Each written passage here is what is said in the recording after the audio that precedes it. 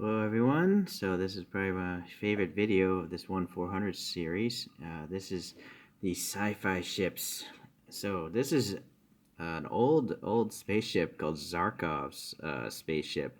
It's from like the Flash Gordon movies, like back when movies were black and white.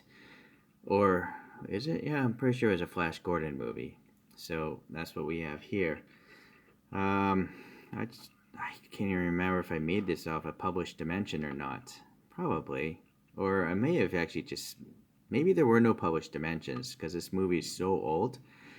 So for me to make this model, I just took the door there, right there in the middle on the side, and I just assumed it was around 1.5 or 2 meters tall so a person could walk through the door. And then I just extrapolated everything off of the size of a human being. But I don't really know if it's movie accurate because I don't think there was a published dimension. So at 1/400 scale, this is my reference now. This is a U.S. penny with a classic Range Rover on it. So you can see Zarkov's ship. Yeah, it's not too big, but this is back when sci-fi movies were in their very early stages of life, right? So, okay, let's go. I got maybe 20 plus models to show today. Boy, I'm going to just put these models by the side and just show all of them together at the end. So let's try that out. So there's another old TV show called Lost in Space, black and white TV show. I never watched it myself, but I like sci-fi. So this is the UFO or house, I guess, that the family Robinson, I think they were called, lived in. So yeah, let's see. I think these round things were windows on the top, and then like you have a living room window there. There's only one door in and out of that right there, which doesn't seem to be very smart. And then on the bottom, we have some stairs and landing gear, and then some access hatches and stuff like that. I probably just made those up myself because many times you just don't have access to reference material. So very often I just design my own things. I modify stuff as I see fit. All right, they had a space pod, I guess, as well. And so that's a little thing, I guess, people transported around in, flew around in. And they also had a land-based, like, tank vehicle. So this is a, boy, I forget what it's even called. It's a lunar rover of some sort. Has treads and all that stuff. And from the images of that, it looks like, again, just a giant living room on tracks. But it's all glass and all that stuff. So that is the Lost in Space, classic Lost in Space stuff. There was a movie redo, but I don't remember much of that movie myself. All right, let's just put these aside.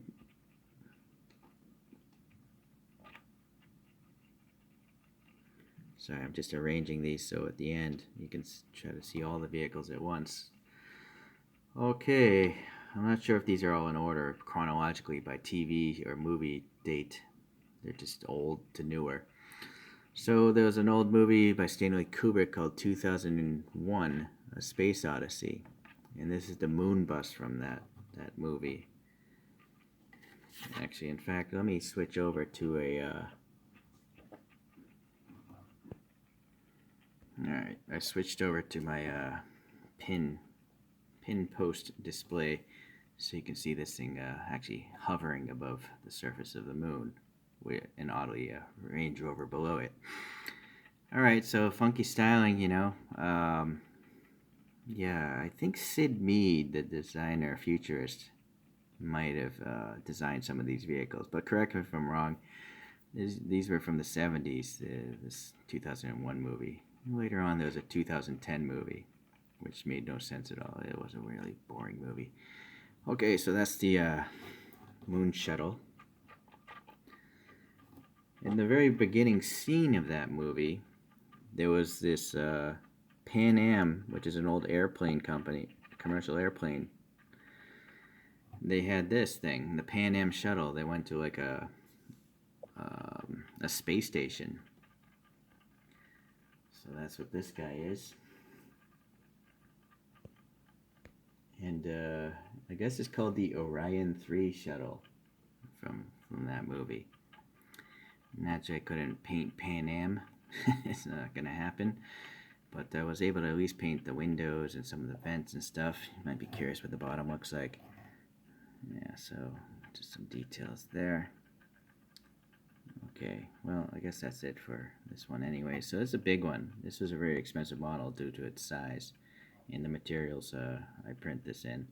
These are all off of Shapeways, and these are the highest detail plastics, called the smoothest. Okay, the last one from that movie is the Aries 1B shuttle, I think it's called. Yeah, the Aries 1B shuttle. So this one actually lands on the moon. I think I did these all out of order, actually, so I apologize. What happened, I think, in the movie, it's been decades since I've seen it, but the opening scene is this thing. So they fly to a space station with this.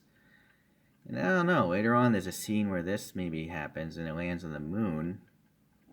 And then on the moon, this is the moon bus that I guess probably sends people from station to station or something like that. Alright, so I apologize there for not getting that right, and actually I might still be wrong anyways. Let me put these guys over here.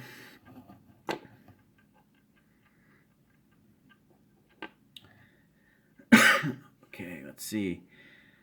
Tron. Tron was a... Sorry, I think we can switch back to the normal coaster now.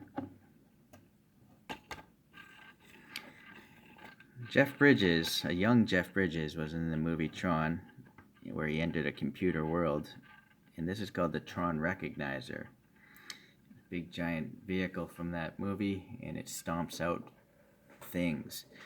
So this one, it's all one 3D print, but I made it so the legs can move. There's some slots in here, and so I can spin these around, and then in the movie, this is what happens. The legs go like this, and there'd be a little vehicle. Where's that Range Rover again? And the thing would come and stamp them out, just landing on those. Okay, so that's a favorite of mine because I really like that movie. If you haven't seen the original Tron, I suggest you watch it. It's a great idea. I wonder if the Wachowski brothers copied a lot of the ideas because, you know, living in a computer world like the Matrix, right? Okay, let's get that out. Another classic TV show was called, you know what, I'm going to save that for a different video, sorry. I have a submarine section I'm going to do later. Okay, well, a TV show called Battlestar Galactica existed, and here's these Viper, the little fighter jets that launch out of the big home base ship. The home base ship is it's like a mile long or close to a mile long. So there's no way I'm going to 3D print that. It would be like 1.5 feet wide or something crazy. Maybe several feet wide, actually. I have no idea. I can't do the math.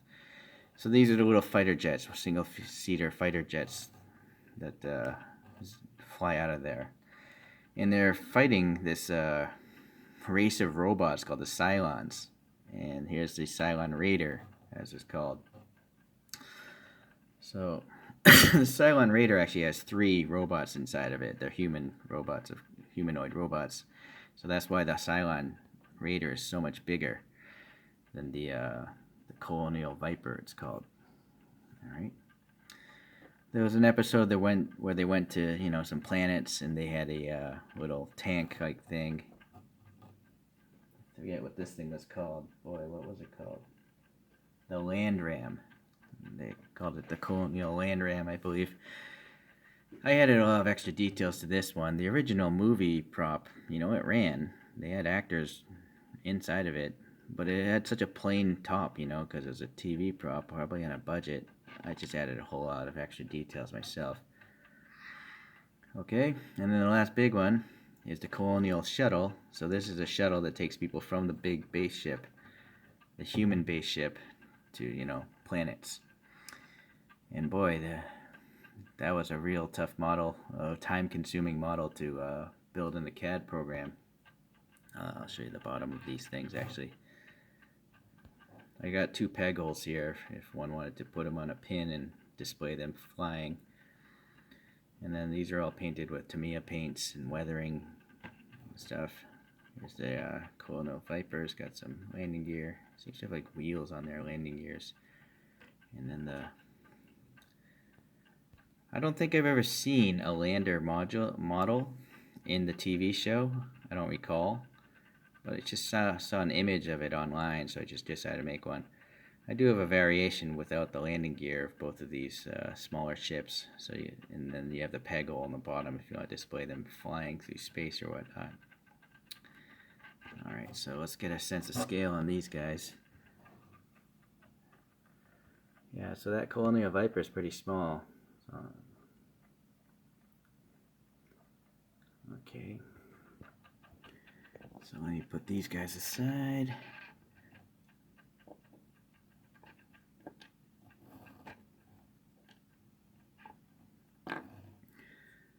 Alright, E.T. Phone Home. I think it was Steven Spielberg that did the E.T. movie, where you had this weird brown alien get stranded on the Earth and some kid took care of it. And they became best friends. It was nice. And E.T. can make BMX bicycles fly. So this is the ship at the end of the movie where, you know, E.T. phoned home and they sent the ship to get him, and a couple other E.T.s came walking out of it. So I'm not sure if you can see, there's some E.T.s there. You will also notice one of the thrusters broke off. This is one of my early designs where I try to make things realistic, but then I realized they're too fragile, at least in 1/400. So this just snapped off, and I don't know where it went. Got lost. I'll have to glue another one on there. But yeah, I got. Well, where's my flashlight? I actually have ET in the doorway because that's the end scene. Little brown guy's in the doorway. Sorry, I can't get the light in there. But you can see the 3 other ETs on the landing the walking platform. Okay, so if you're unfamiliar with the fine detail plastics from Shapeways, this is the smoother side. You can see some striations in the file. They limit the file size to like 64 megabytes, so I can't have an extremely high detail model in some cases. So that's why this thing's all like almost pixelated. The file size is too big. But here, what was I getting at? One side of it has a different texture because when they print this plastic, they print a base of wax before they harden the plastic on top of it, you know, to keep the thing supported. So here you can see this side has all the wax on it, so it's a bit rough. It's magnified by the fact that there's a silver paint, but this is the smooth side. So I'm going to guess Shapeways engineers printed it this way. All down here is wax, and then there's no need for wax in the top half, right? So that explains why it has 2 different finishes. Okay, so keep that in mind if you decide to make some of these models yourself, or you're just unfamiliar with some of the plastics that Shapeways prints. Alright, let's move ETs. An ET fell off the thing. I'll deal with it later. Okay, I think it was in the 80s. There was a TV show called V. It was a miniseries where a bunch of alien lizard people came to Earth, but they were disguised as human beings. They were just wearing like fake skins. And they had these different shuttles that came to the planet from the mothership. So this is the Skyfighter, the little guy. It's got 2 little guns on it, and you know, that's their idea of a warplane. Whereas this one is a small shuttle where it'll literally shuttle people down to the planet or to the mothership. I have the larger ones, but they're over in Asia, so I can't show those right now. Maybe if you guys want, just someone make a comment, and when I get back to Asia, I'll do a video on all the shuttles, the big 8 modules, the fuel tanker module, and all that stuff. Alright, let's get this out of here.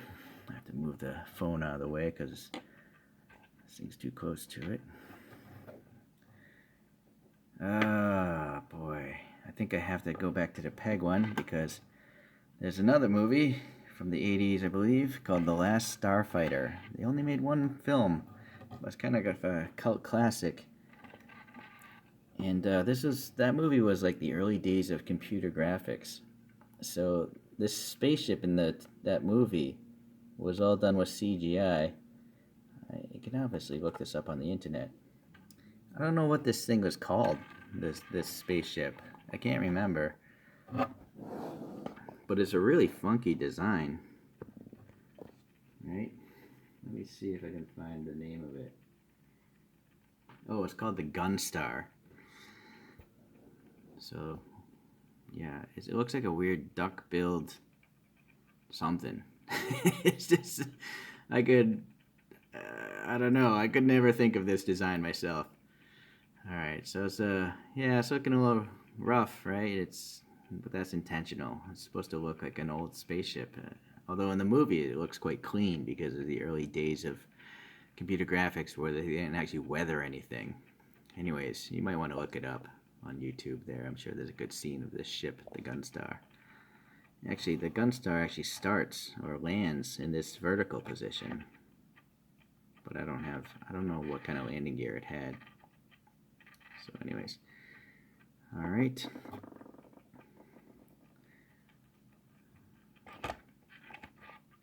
I guess we'll leave that.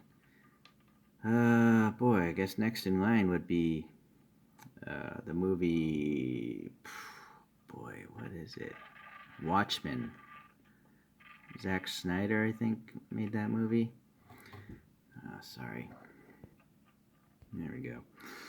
So, there was this owl-looking ship called Archimedes in Watchmen, and that's what this guy is.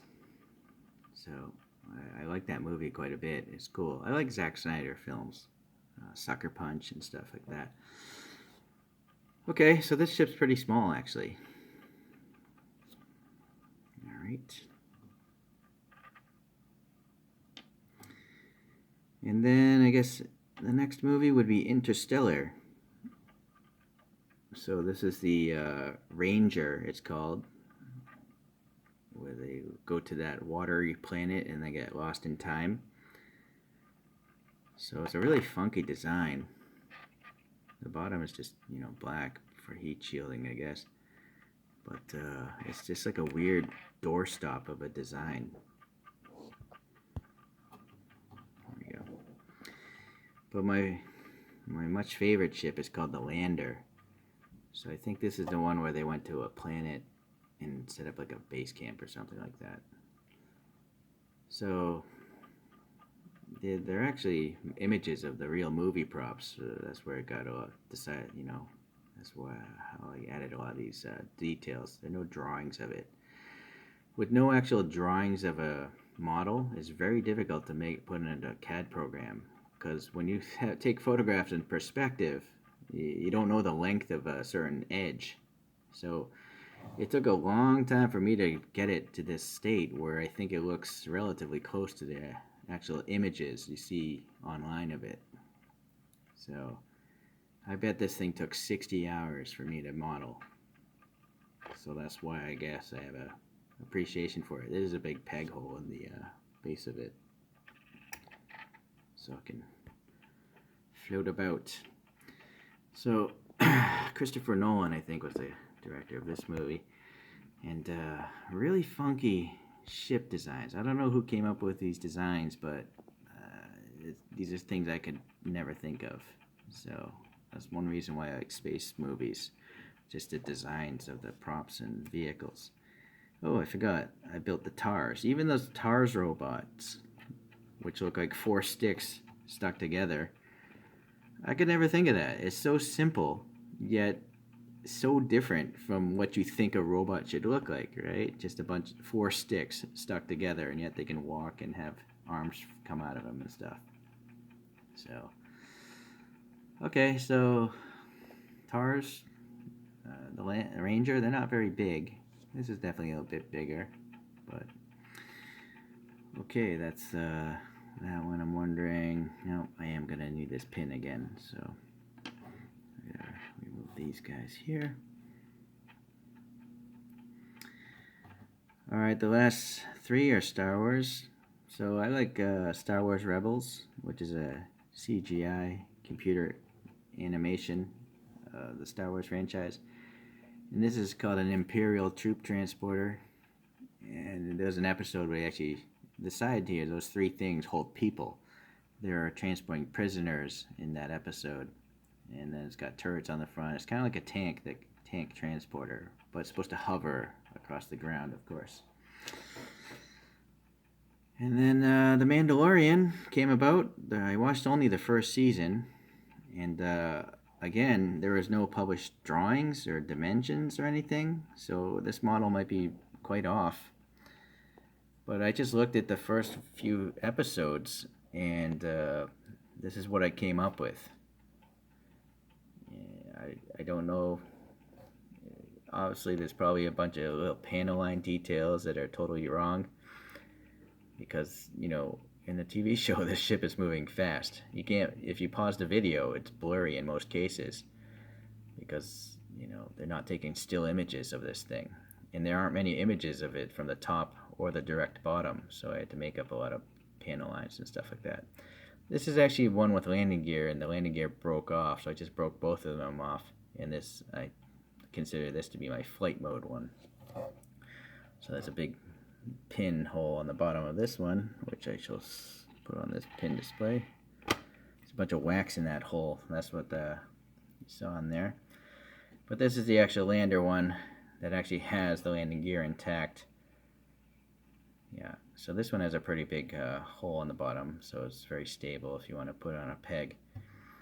Let's see if I can fit this up here.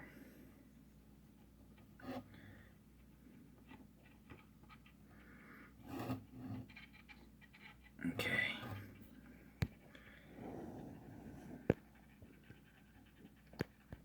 Alright, so if my guesstimations are correct, I mean, Mando's ship is quite large, right? If you look at that blue Range Rover, it does seem to have multiple floors, I think, right? So at least it's a 2-floor vehicle. Well, anyways, I'm not going to go and remodel this. You can buy actual toys of it now, but I don't know if they'd have as many like panel lines and stuff like that. All right, so let me put this down here. Get this thing out. No, that's a flying one, so we don't need that so much. Lander, this guy, reference, and then put the Gunstar back here.